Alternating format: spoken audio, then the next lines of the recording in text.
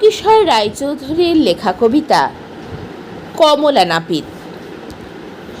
একদিন কিনা কমলা নাপিত লাঙল নিয়ে কাঁধে খেতে গেছিল চাষ করতে, আর কে লাঙল ফাঁদে। বাঘ এসে বললে তখন, তুই না বেটা চাই, কোথা যাবি কমলা নাপিত, তোরে ধরে খাই। নাপিত বললে, ওরে বাঘ, তুই যে ভারী বোকা, ভরবে না পেট এখন খেলে, দেখছিস আমি রোগা। ধান হলে ভাত খেয়ে হব মোটা তাজা, তখন বরং আমায় খেয়ে দিস রে বেটা সাজা।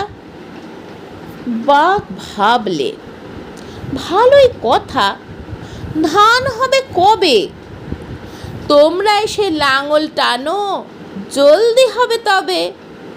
বুড়া বাঘ বন থেকে আরেক বাঘ এনে চাষ করে দিল ক্ষেত লাঙল টেনে টেনে। তারপরে হলো ধান, বাঘেরা সব মিলে ধানের বোঝা বয়ে নিয়ে ঘরে পৌঁছে দিলে।